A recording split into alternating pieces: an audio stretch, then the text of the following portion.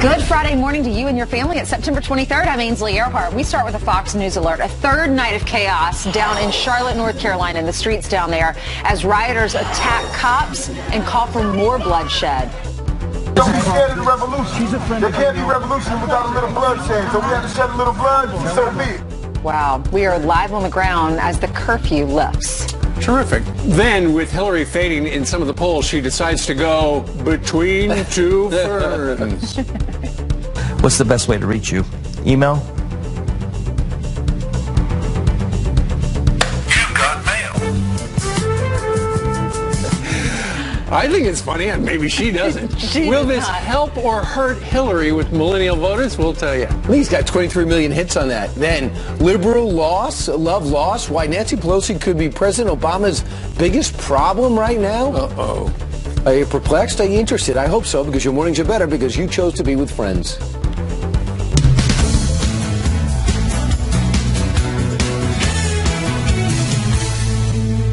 Hi, everybody. Welcome to the big show on a Friday. Yeah, there's so much going on. I don't know where to start. Do you guys? All right, let's get right to it, Brian. Let's do it. We're starting with the Fox News alert. A third straight night of protests in Charlotte, North Carolina. Hundreds of people down there ignoring the midnight curfew, shutting down a highway, chanting for the release of the footage of the shooting of Keith Scott.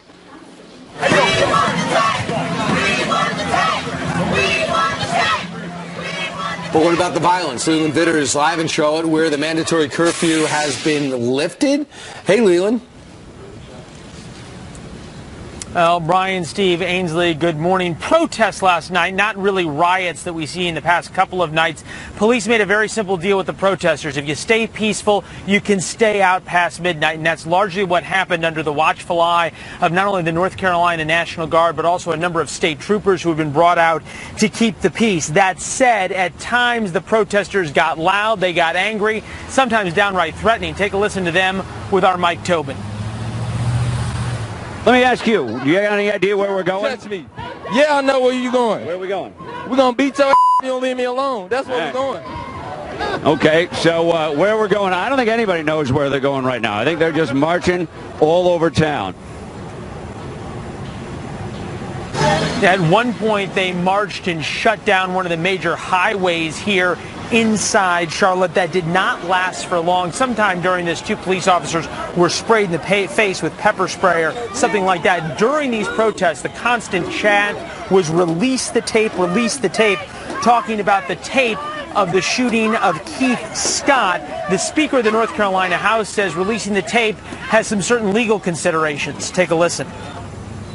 Out of 120 members in the House, 88 members voted for it, so it was strongly bipartisan. And in fact, that legislation created a mechanism where that information could be obtained by the public.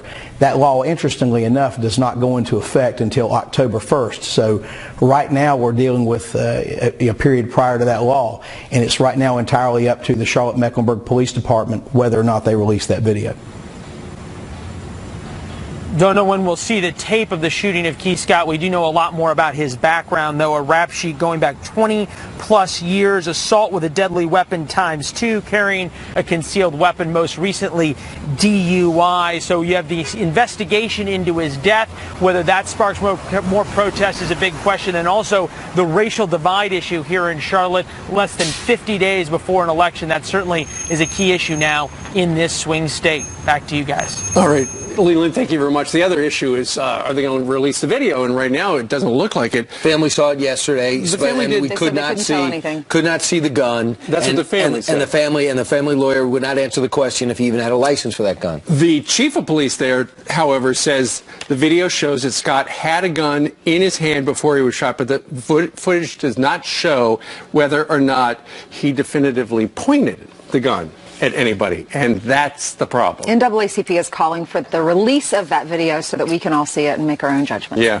And the question is, who's there? Who's protesting? Is it people in the area, or is it people outside the area? Unbelievable. Yeah. You read about this. Yeah, according to one report, 70% of the people that have been arrested 2 nights ago had out-of-state IDs. Quote, they are not protesters, they are criminals. That according to a Charlotte police sergeant. You know, these are the protesters that have flown in from Ferguson. They also participated in Ferguson Ferguson, Baltimore, and Baton Rouge. So these are people who just go around the country protesting. 70% of the people arrested, their IDs are not North Carolina. So how are they able to afford that? Well, in many cases, keep in mind it was about, a year or two ago, George Soros donated $33 million to social justice organizations to help turn, for instance, Ferguson into what had been a local protest into a national flashpoint. So you've got a bunch of instigators going in, according to news sources down in Charlotte, agitating the police, agitating the folks. Listen to this.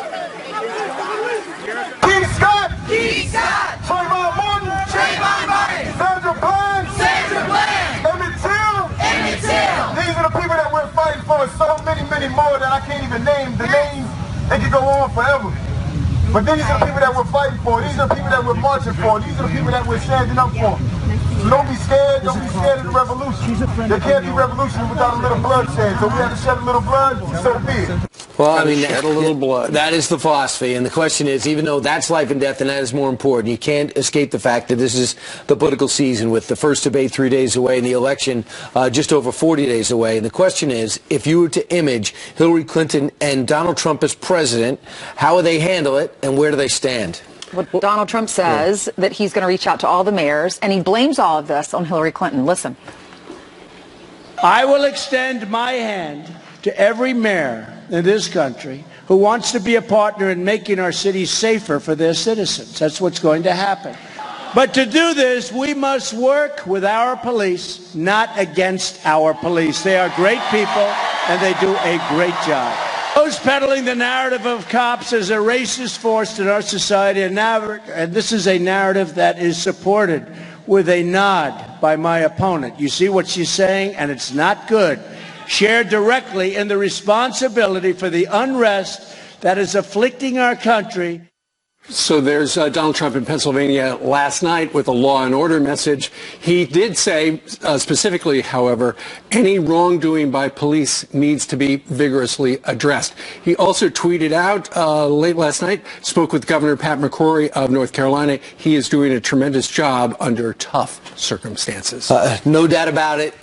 For Donald Trump to come out with a nuanced response caught many by surprise because he's a law and order guy, and they thought, well, law and order could be the message that North Carolina could deliver North Carolina to his column. But he also had sympathy and said if there's a problem, we need to address it. Unlike Hillary Clinton, when she called into the Steve Harvey show, says that she thinks she can reach out to white people. I was kind of shocked by that. We just haven't heard her talk much about it because she's pretty much been off the trail. Right.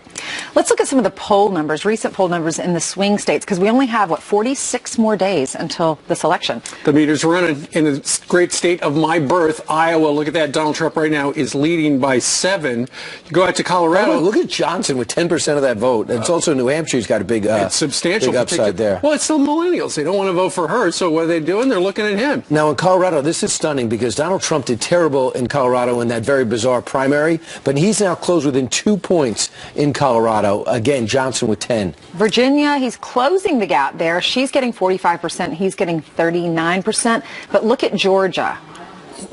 Yeah, no kidding. He's up by 7. Virginia is stunning, just the fact that he was so far behind and suddenly he's catching up.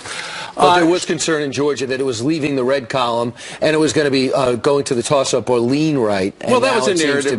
That was a narrative they were trying to spin. But now you look at it, now the people are starting to think. And it's all going to come down to, the debate, the 3 debates where we see them side by side.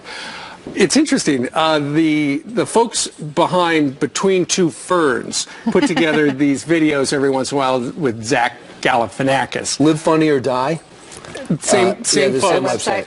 Apparently, it turns out they did not ask Donald Trump to do one of these, but this is how the brand new one with Hillary starts. How did it go? Well, it went something like this. What happens if you become pregnant? Are we going to be stuck with Tim Kaine for 9 months? How does this work? I could send you some pamphlets that might help you understand. Are you down with TPP? I'm not down with TPP. No, you're supposed to say, yeah, you know me. Like the hip-hop group. Don't tell me what to say. Any regrets over losing the Scott Baio vote? Not a one. So it wasn't heartbreaking that... No. Yeah, but Chachi. What's the best way to reach you? Email? It was absolutely hysterical. I said before we came out about a half hour ago, it had 23 million hits. So I mean, yeah, it's unbelievable. So he's trying to get the young vote, and would he be successful? Because she is shedding millennials like my dog in the summer. Which, by the way, your my dog whole house sheds has millennials? been yes, but like sheds hair, I should say. Oh, my whole house, it looks like I put cotton all over the place. But that's a whole different story. Yeah. So will this help her get millennials back? It can't hurt, and she needs help. Donald Trump would be great on this. If you go on a show like that, you have to be funny, though. You have to be able to respond. Like, you'd be really good on that, Steve. You'd be good on that. I would be terrible on that show. She's playing the deadpan. What'd you think about it? Email us, friends@foxnews.com. In the meantime, 6:10 here in New York City. Time for some Heather, news. would that make you nervous going on with I Zach? like that down with the TPP part. And then those awkward long pauses. On purpose. Those are something else, I guess so. All right, good morning to all of you. I'll take it from here. I've got a couple news headlines I want to bring you right now at 11 minutes after the hour. The female police officer who shot and killed an unarmed black man in Tulsa, Oklahoma, has been charged with first-degree manslaughter. Well, that dash cam video sparking national outrage, showing Terrence Crutcher with his hands in the air before Officer Betty Shelby shot him. She says she opened fire when she saw Crutcher stick his arm through an open car window. But Crutcher's family attorney says an enhanced picture of that window shows that it was, in fact, closed. Officer Shelby now faces between 4 years and life in prison. The terror suspect, Ahmed Rahami, his father says, "I told you so." Rahami, the father, spoke to the Associated Press this morning, and he said he warned the FBI that his son had become, quote, bad, saying that he was showing interest in terror groups, including Al-Qaeda, and even warning them about his fascination with jihadi videos. Rahami remains unconscious in the hospital in critical but stable condition. And brand new details coming in overnight about what sparked a workplace shooting that left several people dead. Police in Athens, Tennessee say that an angry factory worker opened fire, killing two of his bosses before turning the gun on himself. Witnesses say right before the shooting, he was visibly upset after a closed-door meeting. And this guy sparking national outrage for disrespecting our national anthem, and now Colin Kaepernick is being celebrated over the cover of Time magazine. Time calling him the obvious choice for their cover because his national anthem protest movement has spread so far. The picture of him kneeling in his uniform captioned "The Perilous Fight." Kaepernick says he earned the cover, but many critics say it's unpatriotic. He earned the cover. What do you all think of that one? That's certainly an interesting debate to have. That's a perfect signal. Please write us, tell us, tweet us, email us, because we'll be going over that throughout the show. Yeah. Thanks, Heather. I'll see you soon. All right, coming up on this Friday, he's a lifelong Democrat, but this elected official says he cannot vote for Hillary. Why? We're going to talk to him next. And the administration in a rush to swear in illegals as American citizens ahead of the election. So who do you think they will vote for if they are sworn in right away?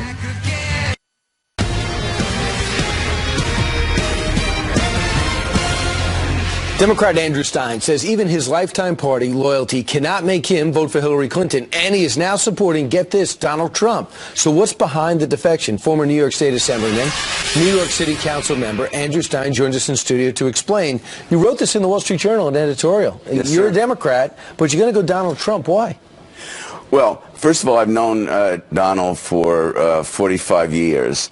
And he's a great guy, and he knows how to fix the country.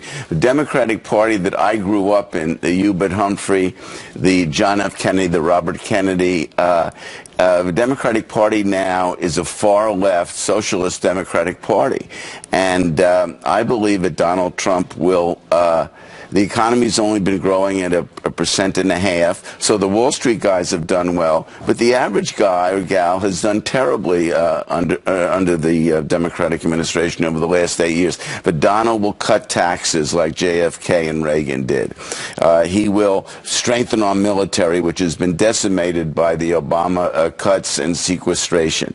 And I'm concerned about Israel. He'll be a strong supporter of Israel.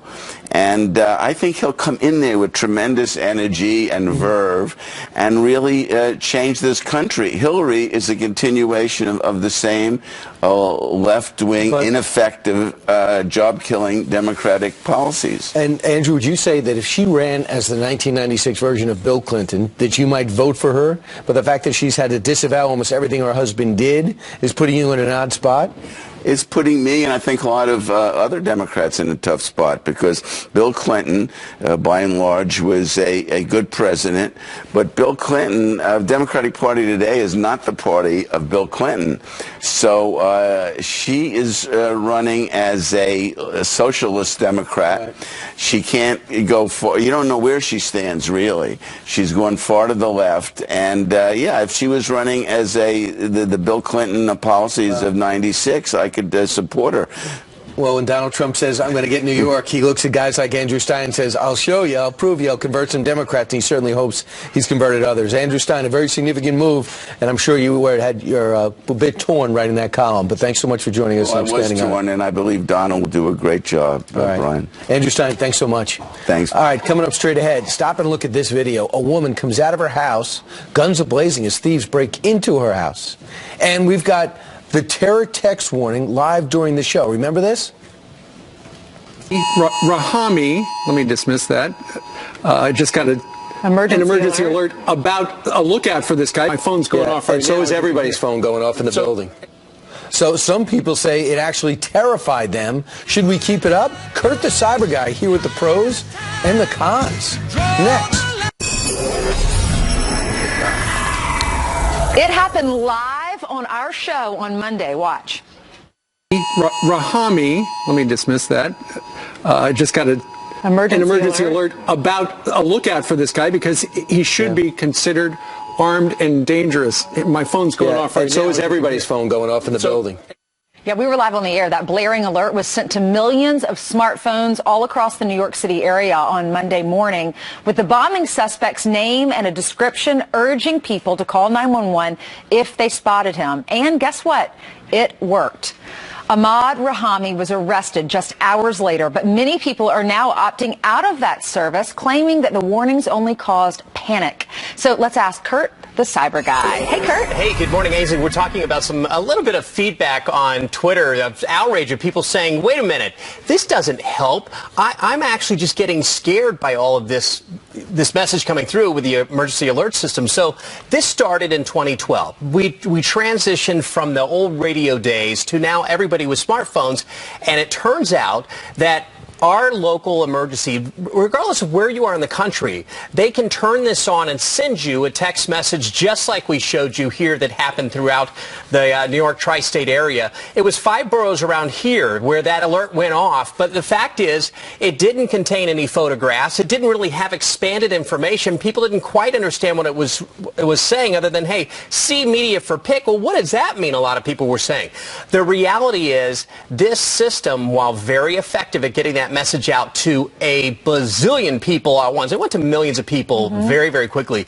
It also cannot do a lot of things. It cannot send a photograph. It cannot send a link on the web to important information that may actually be helpful to you in reacting in that very moment. But there is something to be said that 3 hours after this went out, he was arrested. He was apprehended not far out of the city of New Jersey. Yeah. I mean, so people are complaining because it might have been annoying. However, this guy's a terrorist and it might have saved lives. Correct. Now, your phone didn't go off. Mine didn't. And I don't know why. I don't know if I don't have the alert on or if I just had the volume down. But Steve's went off, Brian's went off, everyone in here did. Okay, so this might be what everybody wants to do this morning. The reality is that, so if you get a message, by the way, the president can do this too. The president has a direct connection to your smartphone, and you cannot turn off the White House on your phone. However, you can turn off all your other alerts. But you can't turn off the White House. Right, but you might actually want the emergency alerts on, right? Well, let me show you very quickly. If you've got an iPhone or an Android, I'm going to show you online how to do this step by step. It's so easy just to check and see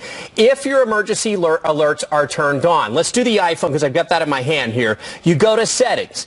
You go simply to Notifications here on the left. I click it and you go through all the way to the end of your list of all the apps that have all these notifications. Look at the bottom right there. I'm going to turn on my Amber Alerts, and I'm turning on those emergency alerts. If that emergency alert button was off, it would have not come through your phone. So you want to make sure that you've got those settings turned on. And for Android, it's very similar. We'll put those online.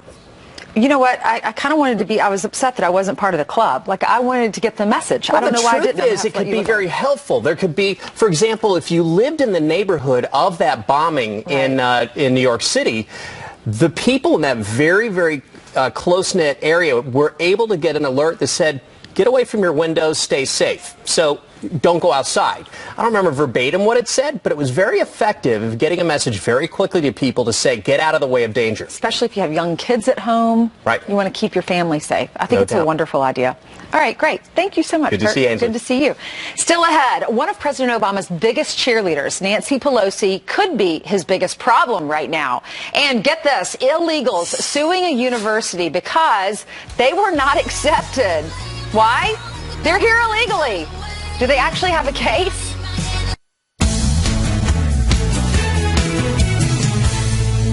They're offering the debate in virtual reality, so if you want to feel like you're actually on stage during the debate, here's your chance, Jeb. Jimmy Fallon last night. Well, Jeb was on TV this week. He was in the Emmys, where he was an Uber driver for the President of the United States. Jeb, exclamation point. I thought he was fantastic at that. I did too. Yeah. I was so glad to see him do that. Yeah. It's pretty funny. So the big debates are going to be Monday night. You'll see him right here on Fox News Channel. Donald Trump staying hot on the campaign trail while also preparing for the first presidential debate, which is Monday night. Meanwhile, Hillary Clinton, she is MIA. Yeah, what's going on? Is she just studying? Fox News' Peter Doocy live outside Trump Tower here in New York City, where Donald Trump's been everywhere. Hey, Peter. Hey, Brian. And Donald Trump right now is trying to make himself look like the only one rallying and make his opponent look like the only one who is resting, using every opportunity, yesterday included, that he's out on the trail, but she is not, to allude to lingering questions about her health. Where is Hillary today? Well, they say she's been practicing for the debate. Some people think she's sleeping. And ahead of that debate, the Clinton campaign is trying to alter expectations for their side, basically warning that if Trump has any success on stage, it would only be because the moderators set a lower bar for him and asked him easier questions. It has only been a few months since Clinton debated Bernie Sanders one-on-one, and she debated Barack Obama one-on-one 8 years ago, but this is going to be the first ever one-on-one debate for Mr. Trump. And he is candid about not wanting to rehearse specific answers too much for the next few days, because he thinks when politicians do that, they freeze up.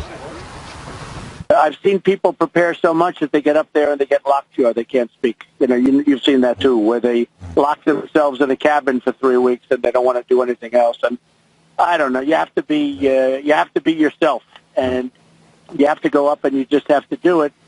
So I'm really very much campaigning at the same time I am preparing. And Donald Trump is not going to use the whole weekend just to prepare for the debate. He's going to continue campaigning in a swing state. He just announced he'll have a big rally down in Roanoke, Virginia tomorrow night. Back to you. And I know your schedule. You're going to be down in Roanoke, Virginia as well. Peter, here's a question. You went to school in Philly. When Trump was down at Geno's, what kind of cheese did he get ordered on the cheesesteak? Because John Kerry lost the presidency because he ordered Swiss. The order was not audible from the video that I saw, but I know that people will decide whether or not they're going to vote for you, not just based on the cheese, but also based on whether or not you go to Pat's or Geno's. So it's literally just, pick your side, this side of the street or that side of the street. That's how you pick your president. Which one do you prefer? Sometimes. I was always a big Geno's fan. I like the meat folded instead of cut. That's right, with the cheese whiz, or whiz, as they call it down there. Yeah. We have now spent more time on his choice of cheese than we did his whole economic plan. There you go. It's important. Fantastic. Don't tell my parents. What a vicious follow-up. Peter, I am sorry about them. This won't happen again, I promise. Incredible. You try to pin him to the mat on cheese. He's good on fast food. Okay. Peter, thank you. Thank you, Peter. All right, it is 25 minutes now before the top of the hour. Heather's got some news. You know, I'm the Wisconsin girl, so she get a vote here on the cheese too. There you go. Apparently, You invented cheese. Right. My peeps It was your invented idea. cheese. Of course they did. What do we do with the extra milk? Let's make cheese. Good morning, everyone. I hope you're off to a great day. I have a few headlines I want to bring you right now at 35 minutes after the hour. Getting justice for victims of terror attacks. A rare showdown between Nancy Pelosi and President Obama now taking place. The House Minority Leader joining a bipartisan effort to override a pending presidential veto of a 9/11 related bill that would allow victims of the 9/11 terror attacks and their families to sue Saudi Arabia for that nation's alleged involvement in planning the terror attacks. Our president has until midnight tonight to veto that. It would be the first congressional veto override ever for President Obama. That will be a big story throughout the day. And you have to see this heart-stopping surveillance video. A woman in Georgia stopping 3 armed home invaders in their tracks. You can see her as she confronts the suspects with her own handgun, exchanging gunfire as she chases them out of the house. I got the hurt. They got a gun. Oh, they kicked the door coming in. They kicked the door. Well, one of those suspects later died. The other 2 robbers are still on the run. How terrifying. A bombshell email from immigration bosses now showing the Obama administration literally working overtime to swear in immigrants as U.S. citizens, hoping to impact the 2016 election. The email says, quote, the field office, due to the election year, needs to process as many of their N-400 cases as possible between now and FY fiscal year 2016. If you have any cases in this category or other pending, you're encouraged to take advantage of the OT if you can. I assume that means overtime. Well, they're not even supposed to be in the country to begin with, but now they are demanding an education. 3 illegal immigrants suing Georgia's university system, the entire state's university system, for not accepting them because they're illegal. They say that violates a government program that protects them from deportation so they can study and work in the country legally. But Georgia's policy prevents people who are not lawfully present from attending state schools. Suing them. We will watch that story as it develops. I'll see you back here real soon. Can't make it up. Thanks, guys. Thank you. Well, September is Brain Aneurysm Awareness Month, and our next guest was one of the lucky ones, and you know him well. He survived after a doctor ran a scan that happened to save his life. He is Rich Big Daddy Salgado. We always tap into you, Rich, when it comes to talking about what's happening in football and sports business and things like that. But this is something that really struck home with you. Yeah, it's you know, I look in the mirror every morning. I have this beautiful scar here that you know, reminds me of my issue that I had, and I let people know about it. What happened? I was in a pool wrestling, and I had water in my ears, and I for some reason I couldn't get it out. I went to the doctor, and he said to me, he goes, we don't see, you know, what the issue is. The water's out. I got an MRI done, and then they said to me, hey, you need to come back in. There's something else going on. And I went in and they scanned me, and I had this little ball in my head. And an aneurysm is a weakness in the blood vessel, and it starts bulging, and the bigger it gets, the risk is that it's going to pop. Yeah, it usually pops, and you've got such a little time to get, you got to get right into an emergency room to deal with that. Well, that saved your life. Yeah, we were able to see it before it popped, and I had great doctors out at North Shore LIJ, Dr. David Chaliff and Avi Sutton, who saved my life. Well, what happens if, how do you know if you have a brain? That's the key. Yeah, well, the key is that people need to go and get scanned. You know, there's millions of people that walk around with aneurysms, and they don't even realize that they have it. But insurance is not going to cover that, right? Well, insurance covered mine. I mean, for most part of it, yeah. Yeah, well, let's look at some of the signs of a possible aneurysm. First up, severe headache, dilated pupils, double vision, eye pain, trouble speaking. What are some of the risk factors? I know smoking is one of them, and high blood pressure and stuff. High blood pressure, smoking, you know, overall your weight, and sometimes it's hereditary. The other thing is, Rich, you played football your entire life. I mean, up and through the University of Maryland. Do you think banging heads for all those years, could that have done it? That's been brought up. You know, as a kid, accidentally, I was hit over the head with a cooler, and my wife always says to me, she goes, maybe that had something to do with it. And you know what? Because it was one of those things where you got hit, and you just say, hey, all right, I got this little bump, and I rub it off and go on to the next thing. But it could have. 1 in 50 people are walking around right now with an undiagnosed aneurysm, right? Yeah. There's a lot of people that don't realize that they have it. You know, it's just, I didn't know I had it. I would have never, if I didn't go in for my issue with the hearing, who knows what happens. In your family? No, it does not. Well, okay. So then that's the stat: 1 in 50 with an unruptured brain aneurysm right now that are watching. So, Rich, real quick, how do we support? What foundation should we go to support things like this? Well, it's funny. Tomorrow I'm doing a walk for the Brain Aneurysm Foundation, which is out in Long Island, and then next Thursday I'm supporting Lisa Colagrossi, her foundation, who was the anchor who unfortunately passed away. I met friends. I became friends with her husband Todd, and next Thursday is a big gala here in Chelsea Piers, and so I'm supporting both of those. Well, that's great. All right. To find out more about brain aneurysm, you can go to our website, foxandfriends.com, and we will connect you to Big Daddy's website. Great. Thank you. All right. Daddy, thank Thanks, you very guys. much. Thank you. All right. Coming up on this Friday, major business news this morning. 2 companies have just created the biggest hotel chain in the world, what it means for your next vacation. Coming up. And just days away from the first presidential debate, what can the candidates learn from the elections of the past? Now we have an opportunity to move toward national health insurance. Governor Reagan, again, typically is against such a proposal. Governor, there you go again. Coming up next, we're going to take a look back. Oh, there you go.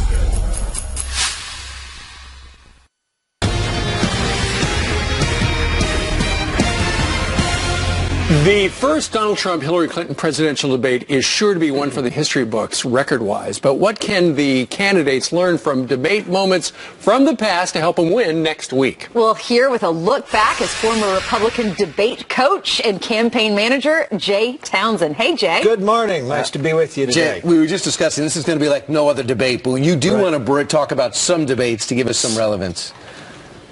These are high-risk propositions. Like I say, it's not like a tennis match. It's hard to get hurt. It's more like the Indianapolis 500. There is no safety net. Once they walk onto the stage and they're behind the podium, one little mistake can derail a career. It could be lethal. And there are plenty of examples of that if you watch what's happened in televised debates since 1960, where candidates have actually derailed their career and cost themselves the election by gaffes they have made during the debate. Like, for example, Al Gore, who knew all the answers, but maybe his body language didn't work. Watch this. Here he is with George W. Bush. Like, what's your philosophy and what's your position on issues? But can you get things done? And I believe I can. I remember that. He invaded his personal space and people didn't like it. You know, there was a debate in the year 2000. Hillary Clinton's opponent did that to Hillary Rick Clinton. Lazio. And he got into her space, and it cost him the election. Because it looked like he was going to punch him. It did. And this was a typical example. And part of Gore's problem, they had 3 debates. Gore had a different personality in every single debate, and they wondered who he really was. Sure. I still do. We were talking to Donald Trump yesterday about whether or not he would prefer a moderator or a fact checker. He said a moderator. You don't want a fact checker like 2012 and Candy Crowley. Watch this. It took the president 14 days before he called the attack in Benghazi an act of terror. Get the transcript. He did, in fact, sir. So let me call it an act of terror. Can you say that a little louder, Candy? He did call it an act of terror. She was wrong, and it cost Romney because he just sat there. You cannot let something like that stand. She corrected him. She was wrong. He was right. He stood there and took it like an admonished schoolboy, and you can't allow that to happen in front of a national audience. Sure. That's not presidential. It was not strong. I'll tell you someone who was presidential and won the race was Ronald Reagan. He was the master at debating. Watch this clip. And I want you to know that also I will not make age an issue of this campaign. I am not going to exploit for political purposes my opponent's youth and inexperience. Even Mondale thought that was funny. Yeah, goodbye, Walter Mondale. Right. Yeah. But part of the reason is because Reagan had such a terrible first debate. They were wondering if he could bounce back. He and did. that showed everybody that he could bounce back. Right, absolutely. So the bad narrative on Reagan was he was beginning to lose it. This showed he still had everything he needed to be president. Well, remember Carly Fiorina, she was in like the second-tier debate and then ended up doing so well that she ended up making it into the top debate this year. Right. So let's talk about 1980, Reagan versus Carter, the incumbent. Here they are head-to-head. Listen. Now we have an opportunity to move toward national health insurance. Governor Reagan, again, typically is against such a proposal. Governor, there you go again.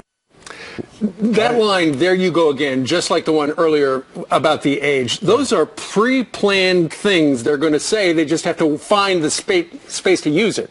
If I were Trump's debate coach, I would show him that clip because she is going, I would expect, goad him and try and goad him into losing his temper. If he does, he loses. If he doesn't or comes back with something like that, he scores. Right. He just never, the thing is so intriguing, he's never been in a one-on-one debate before. There is so much on him that he cannot deal with these one-on-one. He has to pass them off with a general stroke. If he stays on message, will he win? Yes. All right. Jay Townsend, great to talk to you. Thank you. Thanks so much for your own perspective. Right. All right. Coming up straight ahead. He is a born leader and a champion, and he wants Donald Trump to be your next president. Look at that in the green room. Coach Bobby Knight is going to join us live. Yes? Right. He better smile soon. He's getting me nervous. And you know him from the hit show Scrubs, but this morning, Donald Faison is battling us in a game of Operation.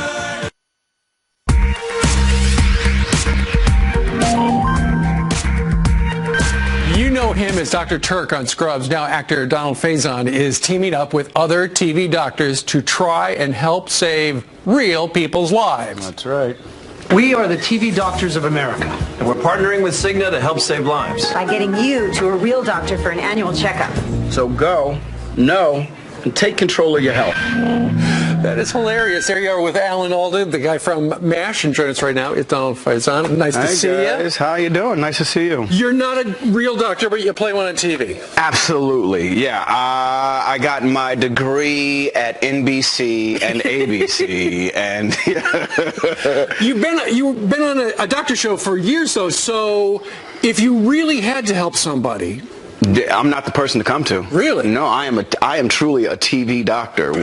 I am not a real doctor. If you are sick, go see someone. Okay? Go to your doctor, and that's exactly what the commercial is about. We're trying to get people into the doctor's office to check on their health for their annual checkup. The CDC believes that they can save 100,000 lives this year. Yeah, with just preventative care. Sorry, not preventive care. That's preventive is not a word. Everybody out there thinks it's a word, but it's not. With preventive care, and that usually starts with your annual checkup. I grew up with Operation, and because you're a TV doctor, you do everything giant size. Explain this operation. This is the game Operation, and I guess you and I are going to reach in here and take out some unique bones. All right. The whole idea is do it before the guy's schnoz goes off. Well, if you touch the sides of this beautiful thing, the schnoz will go off. Let me see how fast you can remove a bread basket, Donald. The bread basket is the easy one. Now you're up next. All right, fine. All right, now I want you to remove the wishbone, please. The wishbone. Oh, I saw it. I saw it. We all saw it. I'm not good. I'm a little shaky. I'm a little shaky. Oh, darn it. You're doing a great job. Everybody's talking about it. Why can't I use my clean hand? Here, Mr. Show-Off. Okay. Use two at once. What do you want me to get? I want you to take out the wishbone and the water on the knee. You have 10 seconds. No, I got more than that. No, you got 10 seconds. Which one did you say? Water on the knee. Okay, hold on. This is, all right, I'll go like this first. This is taking forever. Oh, he got that one. And the wishbone right over there. All right, now if I do this, Are you going to go get your annual checkup? Absolutely. Right on. Come on, baby. No. No, come on. Where's the nurse? I'm done. I'm done. Fantastic. All right. Thank you thank you very much, and thanks for trying to save 100,000 lives. Nice. All right, coming up, President Obama says there is no need to worry about all the refugees that are coming into our country, but Texas is worried. So what are they doing about it? Something big. Yeah, we'll let you know, of course. And many say he's the guy who tipped Indiana in Donald Trump's favor and gave him the nomination. He's here with us. Bobby Knight, the coaching legend, in studio. Nice to see you, Coach. Good morning to you and your family. It is Friday. It's September 23rd. I'm Ainsley Earhart. We start with this, a Fox News alert. Another night of violence in Charlotte, North Carolina. And this time, a Fox News reporter is caught in the middle of it all. Let me ask you, do you have any idea where we're going? That's me. Yeah, I know where you're going. Where are we going? We're going to beat your ass if you don't leave me alone. That's where we're going. Wow. We are live on the ground with the very latest out of North Carolina. This as Hillary sits down for a hard-hitting interview. What's the best way to reach you? Email? You've got mail. So will Hillary's hilarity help her or hurt her? We're going to report, and you will decide between two ferns. And Jimmy Kimmel has been relentless in making fun of Donald Trump, for example. Some people are already trying to figure out what they're going to wear for Halloween. You could be sexy Donald Trump if you're on the other side. The only person I can imagine dressing up for Halloween as sexy Donald Trump is Donald Trump himself. Wait till you hear why he does not pick on Hillary. His explanation will confound you, perhaps. And let me just remind you, because Coach Bobby Knight is looking over my shoulder, reminding me to remind you that your mornings are better because you're with friends. A little bit.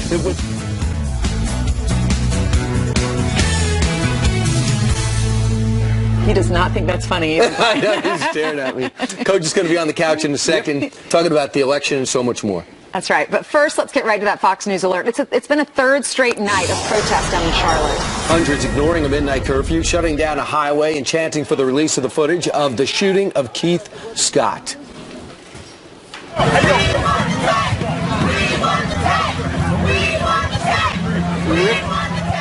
Rick Leventhal is live in Charlotte, North Carolina with the latest on the protest and how the Scott family is reacting to the police investigation. Rick, they got to see the video yesterday, right?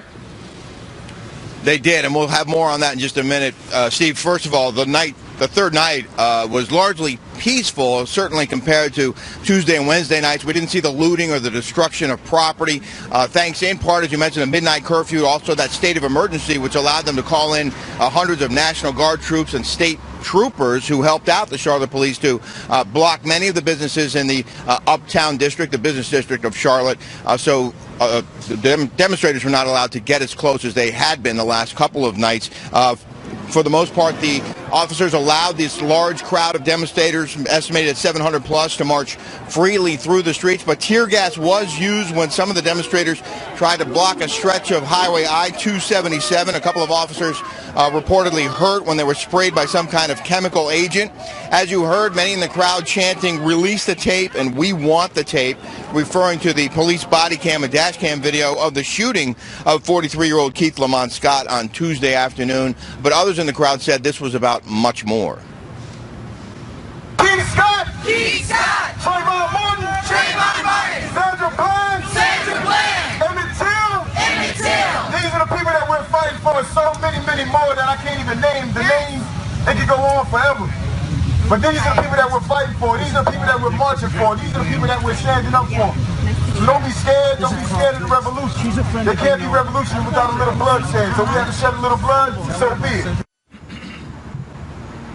Well, late yesterday, Scott's family was shown the police footage of the deadly shooting, and their attorney released a statement saying, in part, When told to exit his vehicle, Mr. Scott did so in a very calm, non-aggressive manner. While police did give him several commands, he did not aggressively approach them or raise his hands at members of law enforcement at any time. It is impossible to discern from the videos what, if anything, Mr. Scott is holding in his hands. When he was shot and killed, the statement says Mr. Scott's hands were by his side and he was slowly walking backwards. Of course, Police Chief Kerr Putney says that the evidence does show that Mr. Scott was carrying a weapon, and he believes the officer's actions were justified that day. Yeah, so much more to know. Thanks so much, Rick. Appreciate it. All right, it is now 7:04 here in New York City. Time for some news with Heather. Yes, and we have an update on the shooting down in Oklahoma, related somewhat to the one that took place on the East Coast. The female cop who shot and killed an unarmed black man in Tulsa, now charged with first-degree manslaughter. Well, this dash cam video sparking some national outrage. It shows Terrence Crutcher with his hands in the air before Officer Betty Shelby shot him. She says she opened fire when she saw Crutcher stick his arm through an open window of the car. But Crutcher's family attorney says an enhanced picture shows all of the windows were closed. Officer Shelby now faces between 4 years and life in prison. The terror suspect, Ahmed Rahami's dad, telling the feds, "I told you so." Mohammed Rahami, just speaking to the Associated Press this morning, he said he warned the FBI about his son and that he had become, quote, bad, saying that he was showing interest in terror groups, including Al-Qaeda. The dad telling the FBI about his son's fascination with jihadi videos as well. Rahami remains unconscious in the hospital in critical but stable condition. Down in Washington now, getting justice for victims of terror attacks. And there is now a rare showdown between Nancy Pelosi and President Obama. The House Minority Leader joining a bipartisan effort to override a pending presidential veto of a 9/11 bill that would allow victims and their family members of the 9/11 terror attacks to sue Saudi Arabia for its alleged involvement in planning those attacks. The president has until midnight to veto it. It would be the first congressional veto override ever for President Obama. A big story throughout the day, and we will follow that one. Jimmy Kimmel taking the ultimate late-night shot at Hillary Clinton by saying she's just too boring to crack jokes about her on his show. Listen to this. A lot of comments online from Donald Trump supporters asking, why are you always making jokes about Donald Trump and not about Hillary Clinton? And it's true. You know, I do make more jokes about Donald Trump than Hillary Clinton, and there's no question about it, but that's just because Hillary Clinton is boring, okay? Well, there you have it. Kimmel has had both Clinton and Trump on his show multiple times, and those are your headlines. I'll see you back here in about 20 minutes, gang. All right. Thanks. Thank you very much. No doubt about it. One of the turning points in the primary season was when Donald Trump went into Indiana. And if you point to the one person that tipped the scales in his direction, it had to be Coach Bobby Knight. The Hall of Fame coach joins us now on the couch after spending a full day with Donald Trump. Welcome, Coach.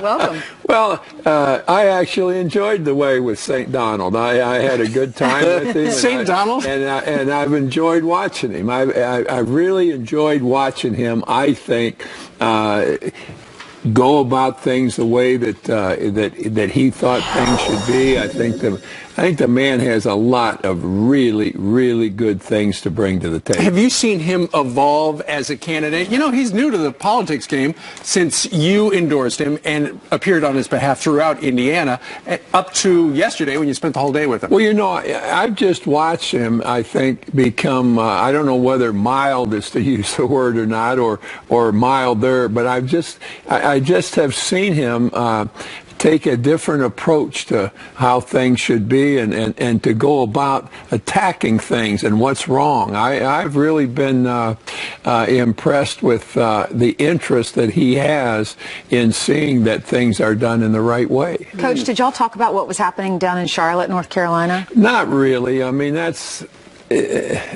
you know, what is there to say? It was wrong. It was, you know, you could go forever. That was not something that we really directed our attention to. What did you talk about yesterday?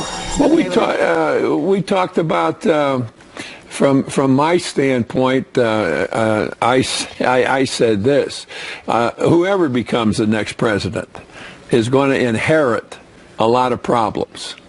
And that person is going to have to deal with problems. And that's why I'm strong about Donald Trump, because I think he knows how to deal with problems. He's had businesses all over the world. He's given jobs to people all over the world. And he's had problems. And he's always been able to find a way to straighten that problem out. And that's what I think is the most important thing he brings to this job. The guy is going to work, hey, this isn't working. We got to figure out what's wrong with this. And we got to get this straightened out. That, to me, is what being president is all about. And I don't think, has there ever been a president that hadn't had problems? It's impossible. And most of them are unpredictable. And who has been the best? It might have been Reagan. Right. You know, adjusting on the fly. It could, exactly, and that's what I think Donald Trump brings to the table. Well, you're a great leader, a great coach, and so it's interesting your point of view. You know, what Hillary Clinton and her team are trying to tag him as, he doesn't have the temperament to be president of the United States. Well, I think that being pretty strong and willed is a pretty good asset to have. I mean, has there ever been a president that was better than Harry Truman? And Harry Truman had a damn good temperament. Very similar to yours. Coach, let's talk about the cover of Time Magazine. I don't know if you still get it delivered, but if you do, you'll see anybody? Colin Kaepernick taking a knee on the cover, and he's the focus. And since that time, you have kids as young as 12 years old taking a knee in Beaumont, Texas, instead of standing for the national anthem. And then in light of this, I expect a huge showing, again, people taking a knee during the national anthem this weekend in the NFL. What are your thoughts? Well, I think that were I a teammate, were I the coach, were I the owner in a situation like that, I'd have gotten rid of the guy. That's a distraction. We don't need a distraction like that. Our team has got to get together. We've got to have our team play. And now we've got a terrible distraction, a tremendous distraction that really has nothing to do with the competition there. And it's hard for me to imagine anybody that can fault the opportunities one has in this country. There's no country in the world that provides better opportunities for people that are willing to work, willing to sacrifice. And I would have had a very difficult time playing with a guy like that, coaching a guy like that, or having him as a team member. Well, he's trying to use his celebrity to, you know, change how things are handled in this country. Well, really, what is that celebrity? I mean, you know... He's a football player. He is a football player, but there are a lot of football players that were a lot better than he was, that have never even thought of anything like this.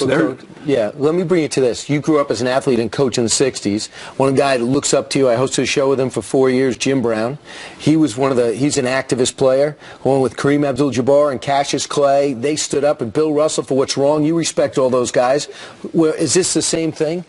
I don't think so. I think what this guy did, he was a pretty decent player at one time. He no longer is. Now he's bringing something to put a light on himself. Russell and Brown did things that they thought were important. They said things that they thought were necessary to be said. And they were two of the greatest competitors that ever lived. And as a football, who was better than Jimmy Brown? As a basketball player, who was better than Bill Russell? Nobody was. And I think these guys were not a distraction in any way. They had an important issue. They brought it to the forefront, and you supported them then? I would always, with those two guys, they're two of the best people I have ever known. And I think if somebody were to say to me, Coach, what is there something about your life that is exceptional, that you think that you appreciate as much as anything?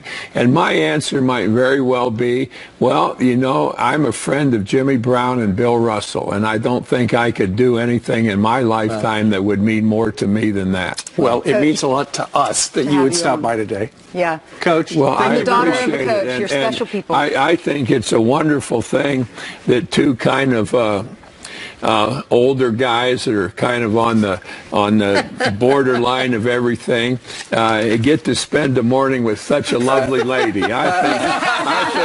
I think you. He's a legend. Love it, everybody. buddy. Thank you, Coach Knight. I'm pretty sure he dissed us, Steve. Yeah, pretty good. That's unbelievable. Thanks, Coach. I love you, Coach. Thank you for coming on. All right, President Obama says there's no need to worry about the refugees that are coming into our country, but Texas, they ain't buying it. So what are they doing about it? I can assure you it is something big.